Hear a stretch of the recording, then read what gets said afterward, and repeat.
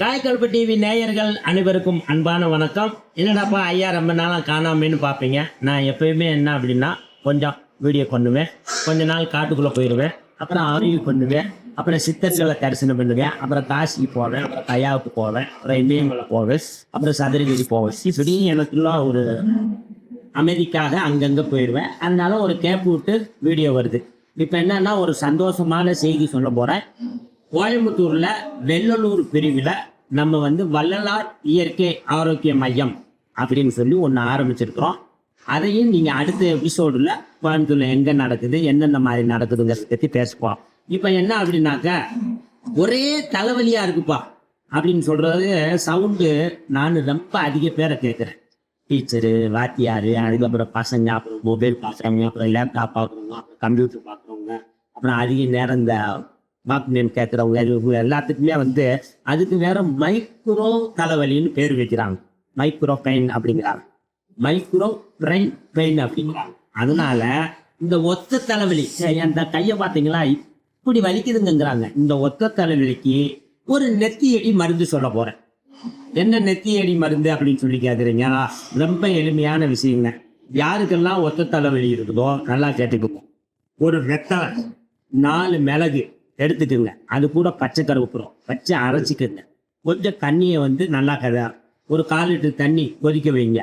பச்சை கருவேப்பிலை, வெத்தலை, மிளகு போட்டு அரைச்சி வச்சுருக்குறீங்க. இதை தூக்கி போட்டுட்டு நல்லா கொதி வரவும் இறக்குறப்ப ஒரு கரண்டி ஓப்பம் போட்டுட்டிங்கன்னா கப்பன்னு லேசாக புகையாக வரும்.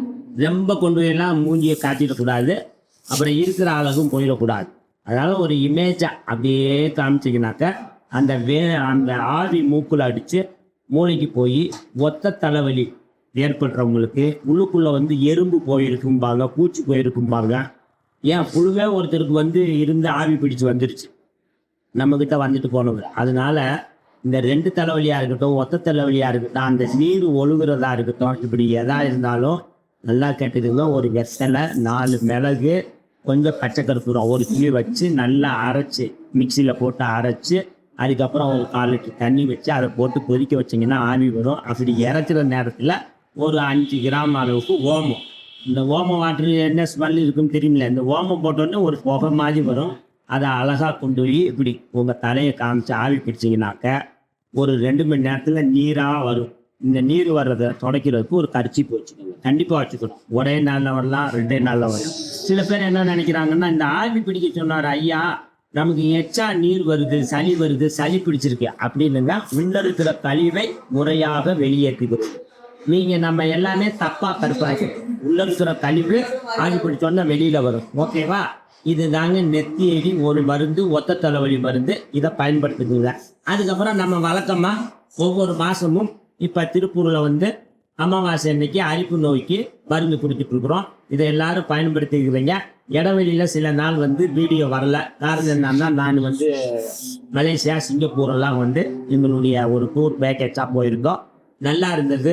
வாழ்க்கையில் காசுக்காகவே ஓடி ஓடி செத்து போயிடக்கூடாது, வாழ்க்கையில் சந்தோஷத்துக்காகவே ஓடி ஓடி செத்து போயிடக்கூடாது, வாழ்க்கையில் பேரின்பத்துக்காகவே ஓடி ஓடி செத்து போயிடக்கூடாது, வாழ்க்கையில் சன்னியாசிலையும் ஓடி அழிஞ்சிடக்கூடாது. நம்ம இருக்கிற வயசுக்கு தகுந்த மாதிரி வாழ்க்கையை ஆவரேஜ் பண்ணி வாழ தெரியும். இப்படி நான் வாடுறேங்க.